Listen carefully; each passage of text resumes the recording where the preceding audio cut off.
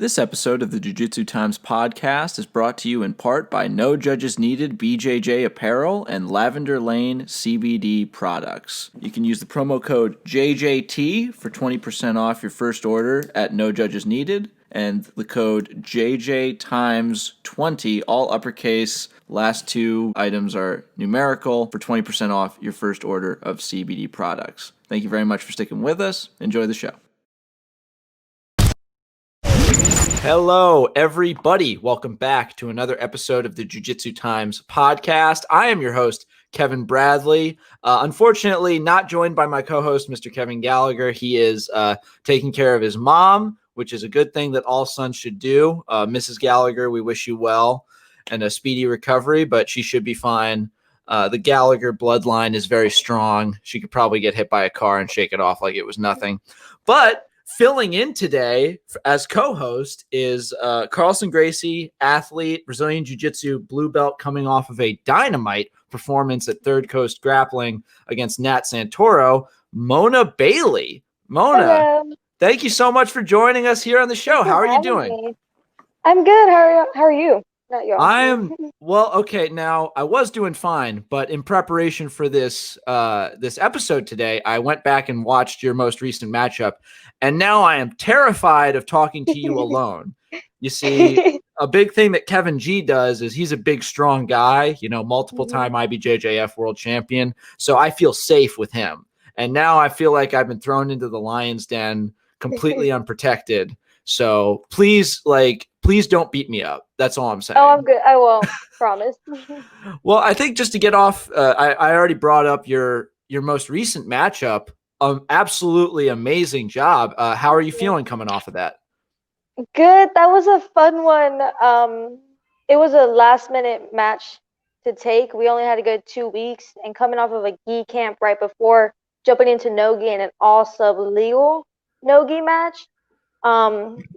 We trained harder than we usually do, got it done. And I was happy with how the match went and how my performance happened. I mean, you definitely, you were dominating the whole time, but it was very close to going into OT before you took it back. Yeah. And how did you feel about going into overtime potentially? So I didn't want to. Most of the matches that night went into overtime, and I'm like, okay, I'm not going to take it. And then with about 3 minutes left, I had 10 points. So I really only needed one more. So I'm like, I can hit that last point and be done, or I can possibly risk going to overtime because I was worried about the submissions and not the points. So, and then that day they changed it to the 80cc body triangle is 4 points rule. And that's how I got the last 4 points. So it was fun. Yeah, that was actually something that surprised me just because I missed the rule set change. And so when I saw you go into the body triangle, I'm like, oh crap, that's not going to be points. And then you won. And I'm like, oh, that's crazy. Yeah, they changed it that Third Coast. They changed it for that one. And then along with the penalties, there were more to it. So good thing they changed that rule because then we would have went into overtime. Would have been a mess. I mean, I gotta, with Nat coming from the Henzo camp, were leg locks a big concern of yours? Because I remember she attacked. She made one really solid attack on, I think it was your left leg. From what I saw, it was the scramble was pretty insane, and you were able to get out of it. But was that something you had in mind going into this? Yeah.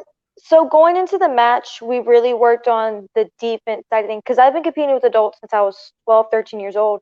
So I've gone through different rule sets, and I've always had leg lock defense better than my attacks because I rather know how to defend than attack.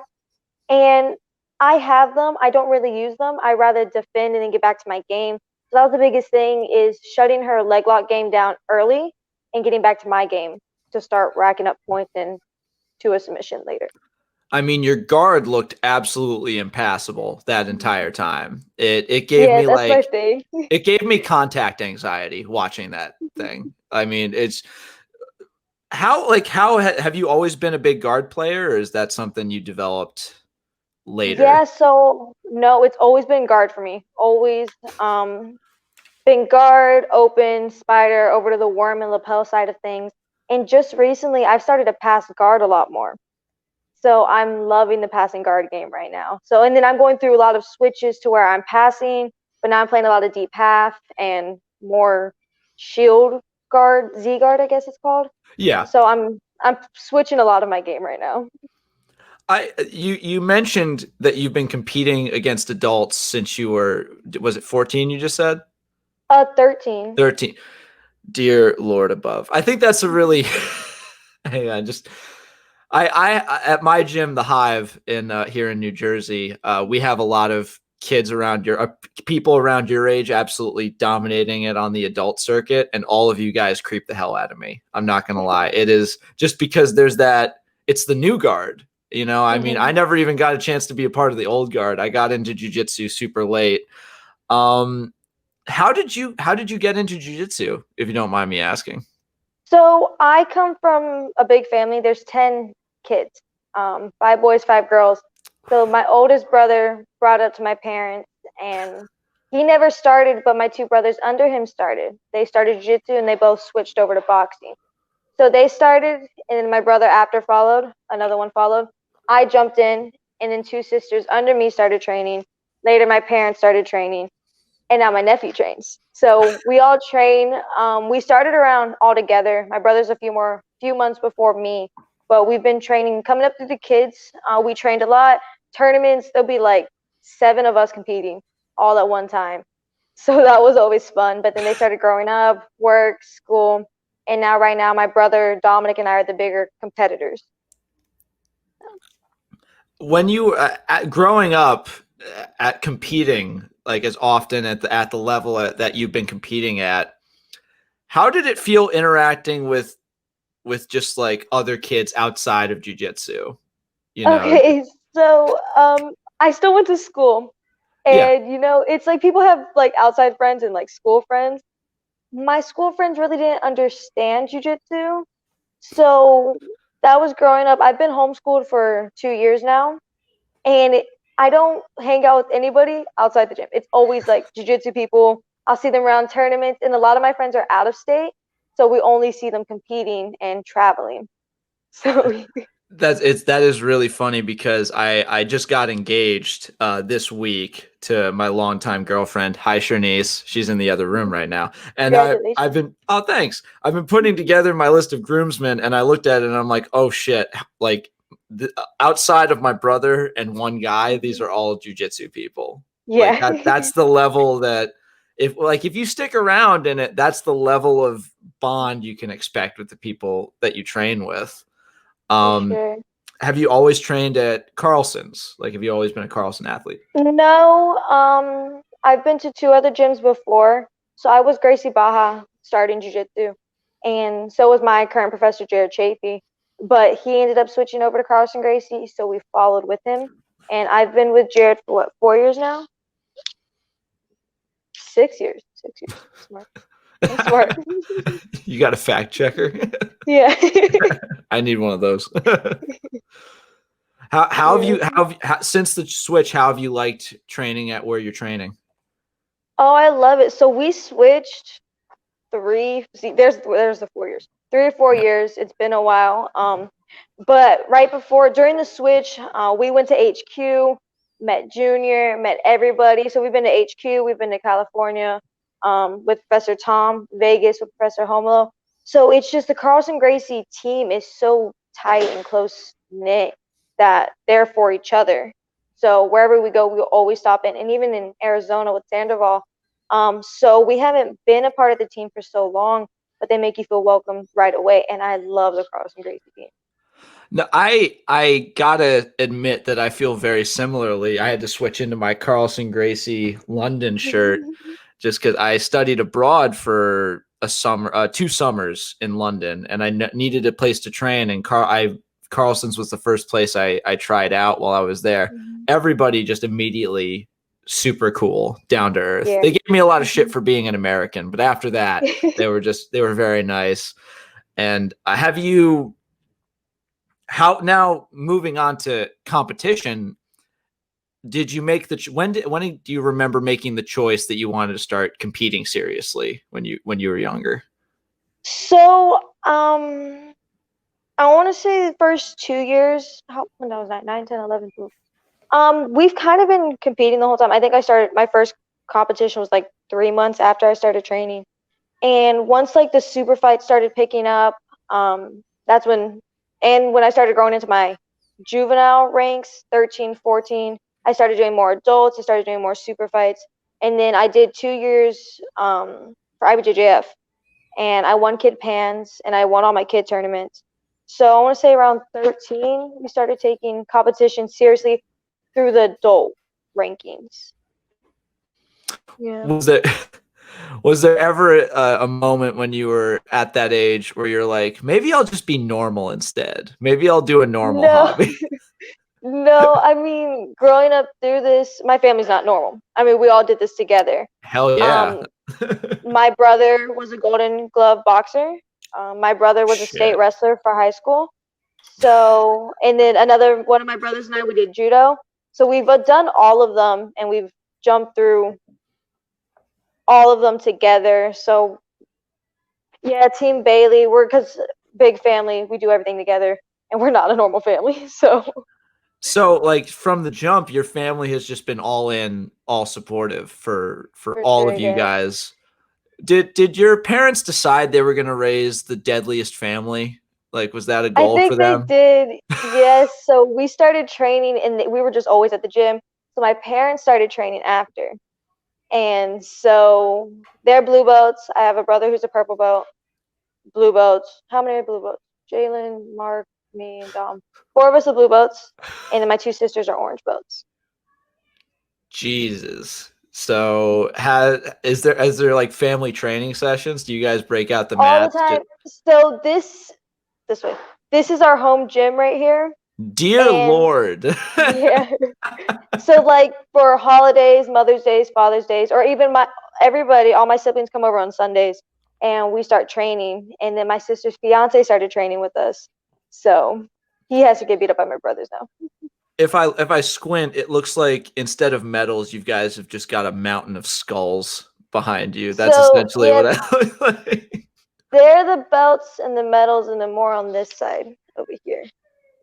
Wow. That is some impressive hardware, Miss Bailey. I've gotta is there a competition in the family to see who can rack up the most medals, or is it So I have the most because I haven't stopped competing. My older brothers took time off, and so did Dominic. He started to compete a lot, but I competed by myself for 2 years, for a long time by myself. Wow. Mm-hmm.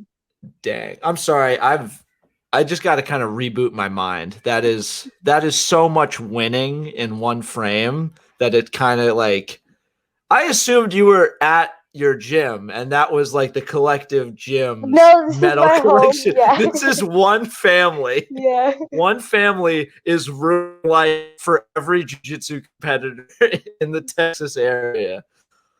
Yeah, it's Well, fun. speaking of Texas, I was just talking to Ryan from Third Coast specifically about you. What's it been like competing under that promotion? Third Coast is fun. So the first time I did Third Coast was October of last year, and I was in the blue belt 160 and under division, and my parents were out of town, so I went and did it with my team. I went with my team, and it was at a bar, so I was one of the only minors at the bar, so I had the big X's on my hands. And I had 3 fights that night, 3 wins, and it was just a real good show. Everything went well. There's 2 brackets, few super fights that ran well, and that's how he ran a few more of his cards. He did the kids cards there and a few more qualifiers, but now with the quarantine, he's doing like what's that thing called? A kumite, or he's doing yeah, the kumites. Yeah. Yeah, he's doing the kumite, and there's people, but it's still like a more laid back environment to like just chill and watch like big names fight, and it's super fun.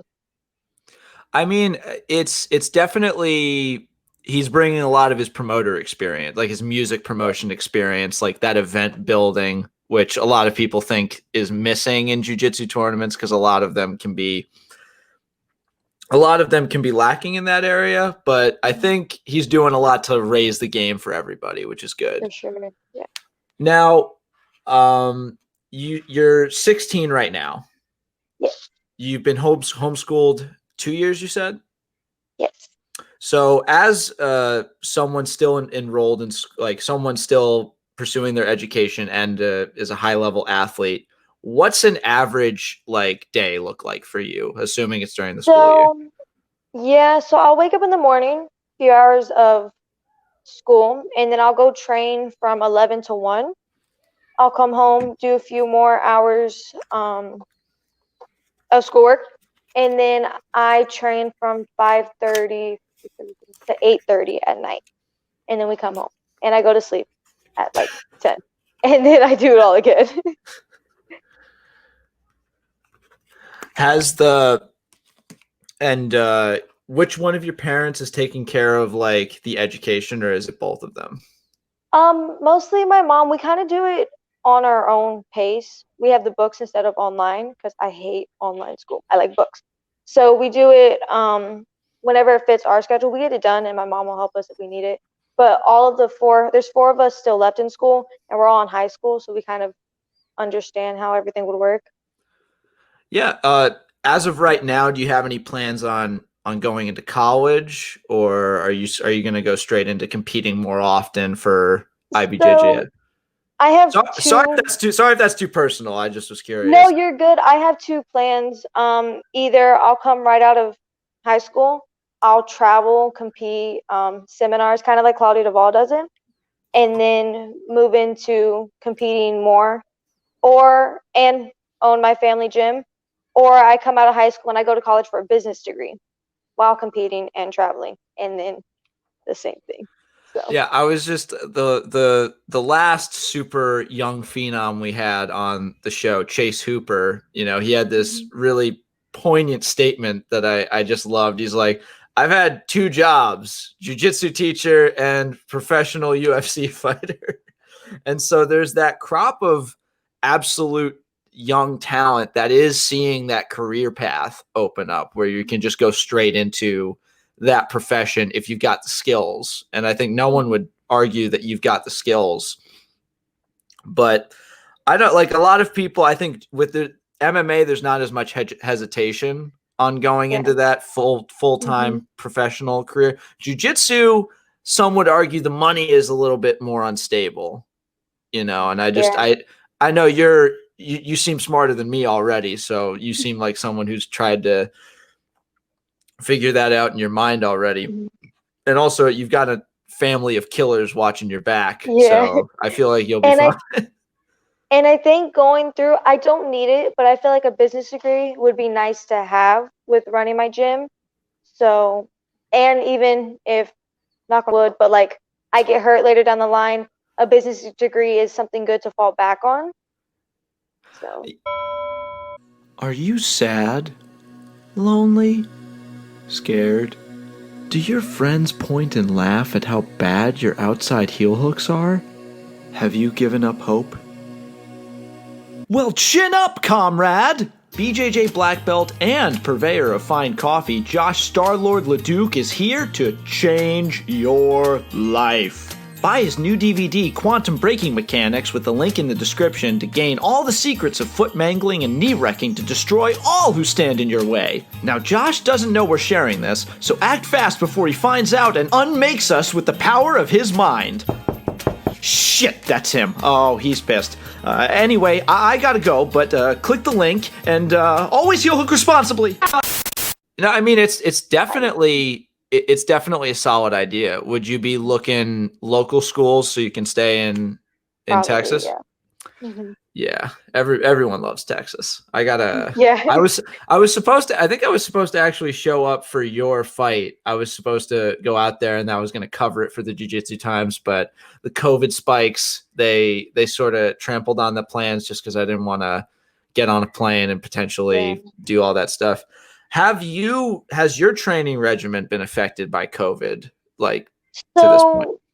During the main quarantine, we stayed home. I drilled most of the day. I did Zoom classes. I taught Zoom classes. But since things have been picking up, we've kind of just been training. I mean, taking the precautions, but we've been training. I mean, Texas was definitely one of the first state besides Florida They were around the same time to really start opening things back up for jiu-jitsu schools. Hmm. Has For your sure. has Carlson Gracie Houston been doing all right? Yes, so right before, so at the towards the end of quarantine, we started getting the whole new gym ready. We just moved into a new place. Oh, So yeah, so it kind of came at like a good time to start working on it. So we worked on that. We jumped right into the new gym, and we've been training since the end of June at the new place. dang. One of the like it's not important in the grand scheme of things, but one of my favorite things about jiu-jitsu that I've been robbed of a little bit is this ability that anyone has to just hear about a cool place somewhere, and if your gym isn't a stickler about cross training, which I don't like places that are really, you could just show up and be like, hey, I heard this place was really cool, drop in for a class or something. I used to do that all the time, and it was so much fun.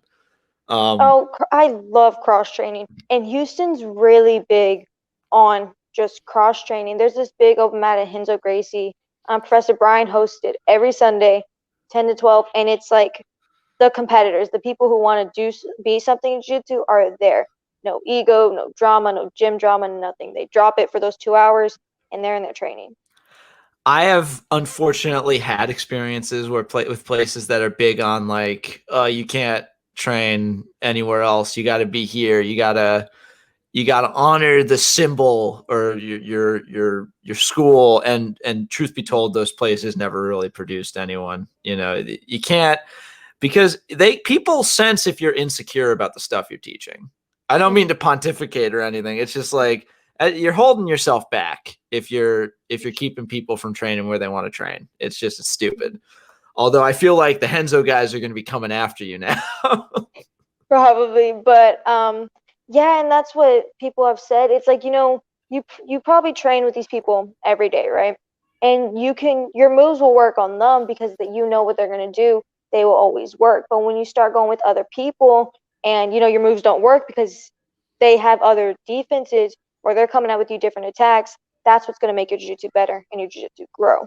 That's where cross training is a good thing in jiu-jitsu. Yeah, I mean, I'm pretty sure I'm not going to get any better, so I'm looking to be comfortable. That's why I don't really cross train anymore. I'm just looking to hit my dumb last minute straight ankle lock, and that's it. And I also only roll with people that are 100 pounds lighter than me. That's like another quirky thing that I do, but I don't know. I don't get too much hate for it. Have you gotten the chance to travel around much thanks to jiu-jitsu? Like, have you gone to a lot of different tournaments in different parts of the country? Yes, so my family and I, we also work the Naga tournaments. So Oh, we would, yeah, so we travel and work those. And so we'll go up the coast to California, Vegas, Arizona. We'll go Florida, Alabama, all the way up to New York. And so we'll do that. And then we'll hit the like baby spots of like the United States, but the boring part. But yeah, traveling and like we go to Chicago at least 2 times a year now because that's HQ and we like their food. But traveling and training, it's so fun because you meet these new people that are on the same journey as you, and it's fun to hear like how their training goes and how who they have at their gym, just to like make new friends in jiu-jitsu and also see how you to test yourself with other people.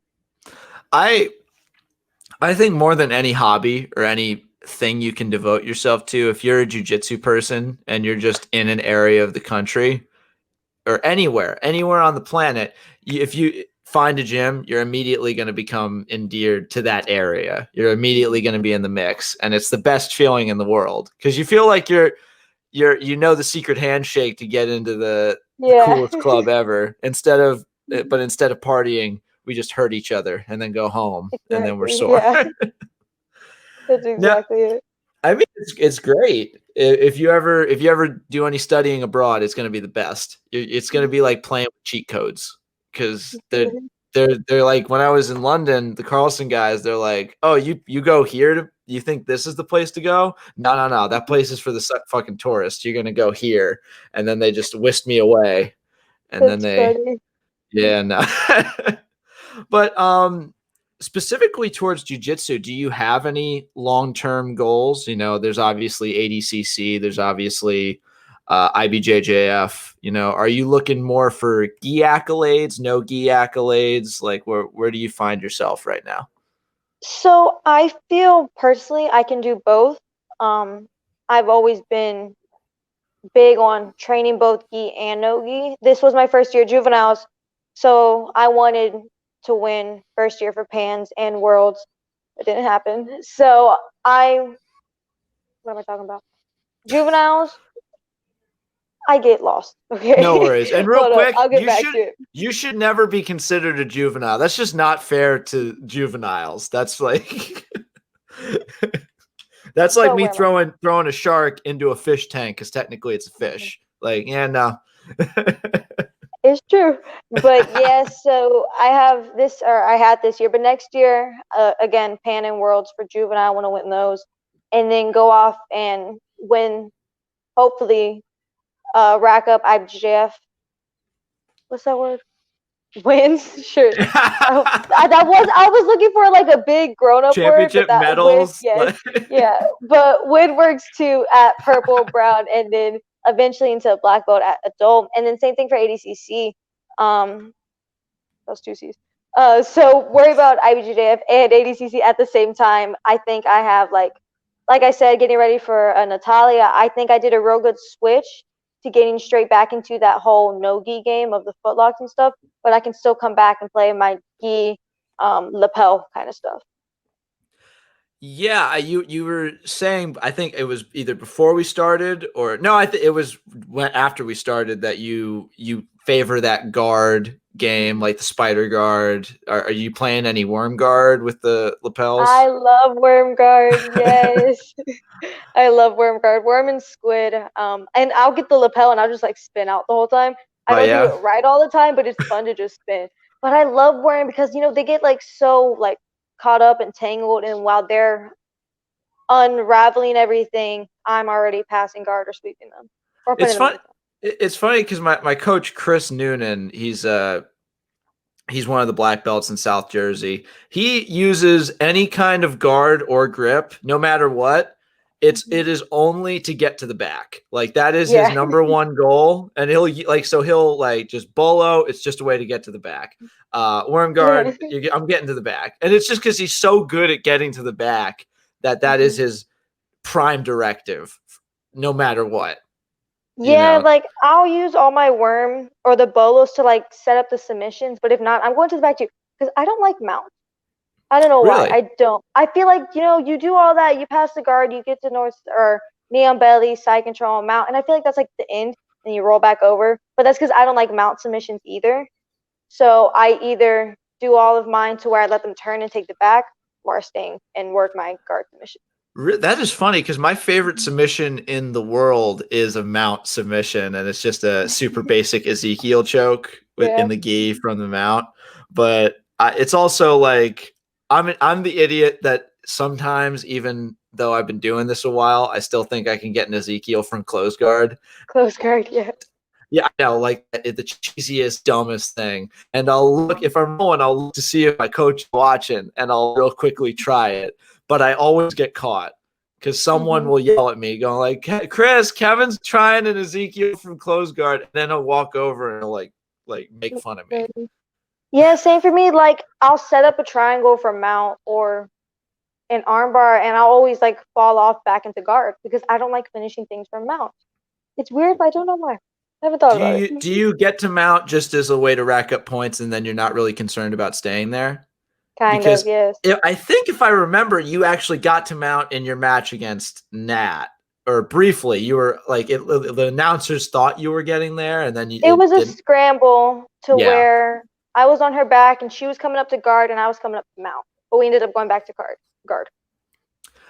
If you can recall any aspects of her game that really stood out to you, what comes to mind first? So, let me see, how'd the match go? I pulled guard into shin on shin. Yeah. It went into more, I swept her, I think, and then she started going for her steamer lock, and we came back.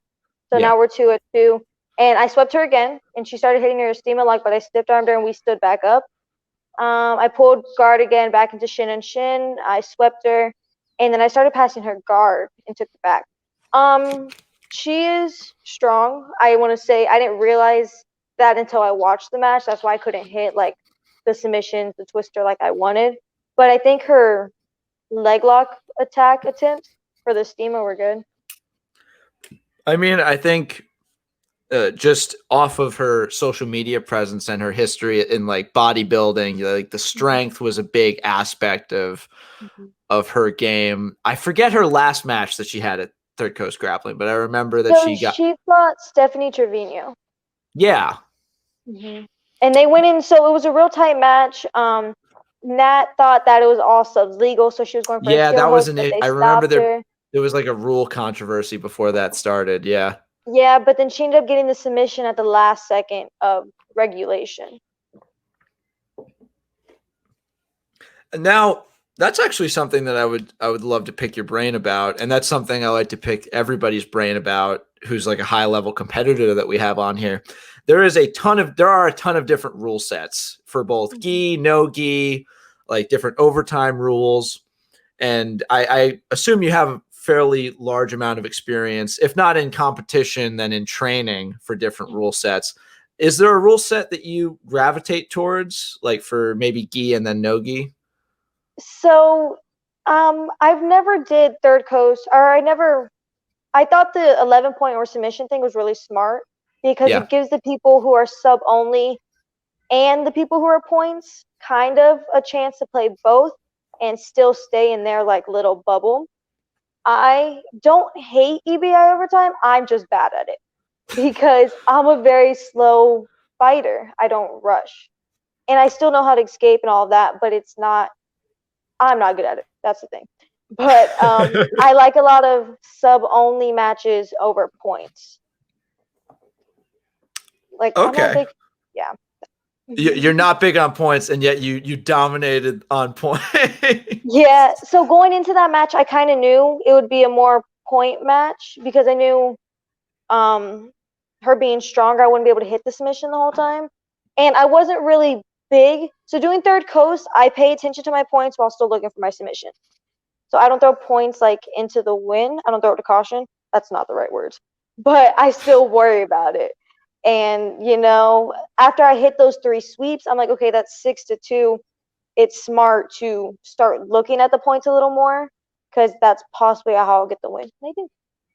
I mean, you were able to get to the back, you know, so I guess a natural question for me would be, do you have any favored attacks from the back? You know, there's there's not so many options in no-gi, but I mean, you know. So coming up to this match, I got into a real like weird twister mode. Like I wanted it almost looked like you were trying to hit a twister, and I'm like, that would have been amazing. Yeah. I know, and I'm like, you know, it was there, but then she was stronger, so it wasn't all there. But then it went into the full Nelson, I think, right after. Yeah, and it looked like she was really feeling it too. Like, yeah, I mean, I was fighting, so I didn't see the other side of her. But then I think the commentary like that's choking her like with her head, and like I didn't know what that was because I like the half. I like doing the half Nelson, but the full Nelson was there, and I'm like, okay, we can sit there for a little bit. And then I wanted the triangle, but my feet were caught, so then we ended up coming back into guard, I think. I mean, that day I was not thinking that was going to be the day I see a full Nelson in regulation. I didn't think me either. No. I mean, more power to you. That looked nasty. It definitely did not look fun at all. After that match, I got off the mat and we went back into the room and I was talking with my coaches. And I'm like, did y'all see what I did? Because I don't know what I did. And it was funny. God, COVID finally ends. I go on like a world tour to go hit up a bunch of jiu-jitsu places. I stop by Houston, Carlson Gracie, thinking I'm just going to have a nice time. Meet up with Mona Bailey. So I'm like, oh, I'm a huge fan. Oh, it's great. Do you want to roll? Yeah, we roll. She full Nelsons me, and then my day is ruined. Yeah, that's it. Have you hit full Nelsons in practice? Never. I'll hit halves, but not full. No. That is crunchy. And more power to you. Do you now? Nat's a very high level, like a a very big name, and there's a lot of like notoriety that comes off of this match. Do you have any super fight style matches that you'd want to get put together like after this? Do you have any names in mind of people you'd want to face? Not really, no. My matches come as they will. I have Garcia or Submission Hunter Pro. I have a super fight coming later, September 12th. Yeah. Yes. Would you say, Debbie? I had one in Dallas on the 7th, but then she fell out for family issues. So I lost that one, and I have a fight for September 12th. And that's it. And I think I'll have another one in October. I'm just waiting for the Grace Gundrum match. You know, I'm sorry. I'm selfish like that though. Yeah, no, everybody's brought it up, and I've met Grace before, but Grace is good. Grace is ahead of me. And you know, it would be a good role. I just don't think I'm ready for Grace, you know? She's older, she's been training longer, she's at black belt now. So my time will Grace will come, but not right now. That is a really cool thing though, just because like there's a lot of different sports and areas where people will not admit that, where people will just want that match, they'll want the fame and like that attention at the cost of maybe going into something unprepared. It's really, it speaks to your level of maturity that you can look at that matchup that a lot of people have approached you about and want to see happen. It could probably happen for you right now. And you are making the call of like, my skills aren't there yet. That is really, really cool to hear. I'm not that mature. Like just crazy. That's really cool. And I think that attitude is definitely going to help you in the long run. Thank you. Yeah, like taking Nat's match. It wasn't a walkover match, and I didn't take it as a walkover match, but I saw it as a good match up. So I was fine taking it. But me and Grace, those are different levels that I'm not ready for right now. And with other people, I mean, I've been offered Jessica Khan, and I know she's older, she's higher, she's up there. I'm not ready for that match either. We fought at Gracie Nationals a few years ago, and we go 2 times or 3 times. We went twice, and the first time she caught me real quick, and then the second time I went farther with her a good 7 minutes. So, you know, you can tell the progression's there, but it's not there to take them on a match and call them out, you know? Yeah. I mean, again, well, you'd think that, but that hasn't stopped a lot of, you know, the jiu-jitsu culture from getting into the call out mentality and like making these super fights happen. So it's, you know, it's really cool to see that level of even-headedness where it's just about the love of the game and knowing when you're ready for something, you know, so that's.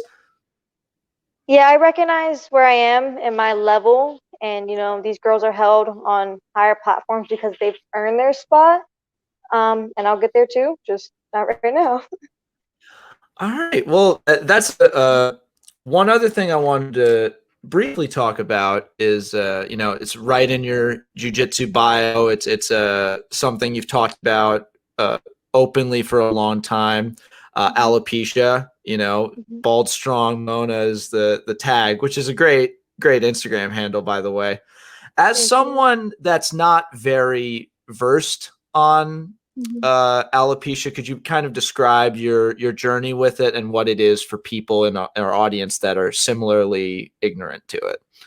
Okay, so alopecia is an autoimmune disease where basically your body is allergic to hair, and there are different like levels, stages to it. Like it can just be your hair on your head, or it can be like the whole body. So I got diagnosed when I was 9, and I started jiu-jitsu right before I got alopecia. So starting jiu-jitsu before, I believed, helped me better cope with it. You know, somebody came to the gym, talked with all the kids, explained it to everybody, and you know, that support system, and it was my family. I always had a good support system. You know, I was never by myself. I never had to go through this by myself. So not long after the rest of my hair started falling out, we shaved it. I went to school. I got taken out of school 4th grade, and I went back for 5th through 8th, and I wore a wig. I'm fine being bald. Like, as soon as I got home, I would take it off. It's just I didn't feel like having to answer questions in school. So I've been bald through all of my jiu-jitsu. And then last year was my last year at Kid Pans. And there's this picture where I had a little piece of my eyebrow. So through the years, hair started coming back in. But we always just shaved it because I always had a tournament coming up or something like big coming up, so I couldn't look like a mess like I am right now. But so during quarantine, I had nothing else going on, and I only have a few spots left with no hair, so we let it grow out, and it's been growing out for 4 months now. Yeah, it's fun. They say I have to change my Instagram, but I don't want to. You put in the effort. No way. You get to be bald strong Mona. That's yeah. I mean, full disclosure, the reason I'm always rocking a cap of some kind in these episodes is because my genetics basically let me know that I got about 2 years left before I'm fully bald, and it's not great. Thanks, Dad and Mom. But yeah, I think that battle with image, not to speak on your experience, but just as a young woman, can be really difficult. Did jiu-jitsu have any role in sort of, putting physical appearance on the back burner and keeping yourself focused on, what you wanted to do? Yeah, kind of. So like I said, jiu-jitsu the whole time. And like I realized like these girls have their hair's a mess all the time when they're rolling. So that wasn't a big problem. And so my family and I started the Botch on Moda Foundation. We would raise awareness and money through the jiu-jitsu super fights and like the community to raise money for kids for wigs, and we would send out a wig once a month for the kids. This year it hasn't been as busy. We're revamping a few more things, and when COVID hit, it just like put the foundation step back a little, but we're looking to make a big comeback later this year or next year. Now, only because you've done the hard part already. You've shaved your head. You've experienced that. A lot of people, it keeps them from experimenting with their hair, but because you're getting it back, but you're already comfortable just shaving your head, I say this is the time to just experiment with some crazy dudes. Yeah. I'm thinking like mohawk, bleach, just like please, no one in your family kill me if they see this. I'm not encouraging her. I'm just saying experimenting is a good idea, especially quarantine. Everybody said yes. They're like, just dye your hair, and I'm like, okay, I'm gonna chill. I need more hair before I can like ruin it already. So. I mean, you got like the hairline looks great. I'd say I know, and I have like baby hairs coming in too. It's fun. Man, you're getting your hair back, and I'm just losing mine. I'm not gonna lie, I'm a little jealous, just a little bit. Oh man, so I guess just at closing, just because this is about without Kev G. There's only a certain amount of questions I want to ask, and I know you're very busy training to conquer the world with your family of, I don't know, super people, super mercenaries or whatever.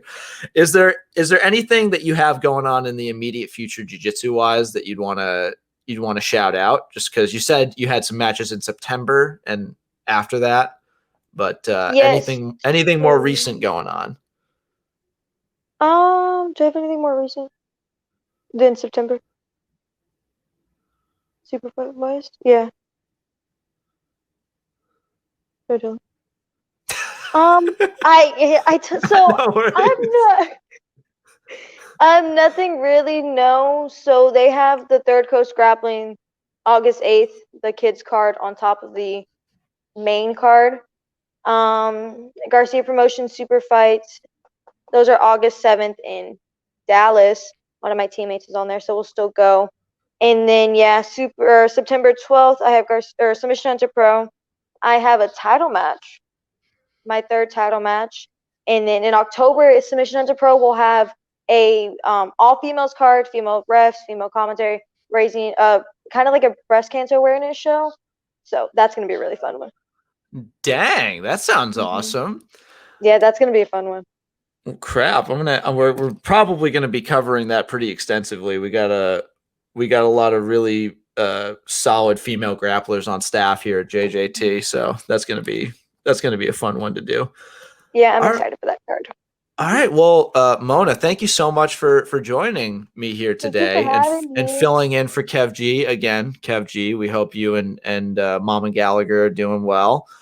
Is there any social media or different stuff you'd want to plug real quick here at the close? Yeah, so my Instagram is Bald Strong Mona. The foundation, Bald Strong Mona Foundation, is also another Instagram, and then my Facebook is Mona Bailey.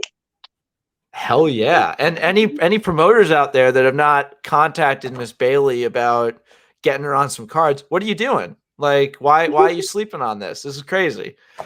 But yes, thank you once again, Mona, for joining us. This has been a very engaging and cool, maybe even radical episode of the Jiu-Jitsu Times podcast.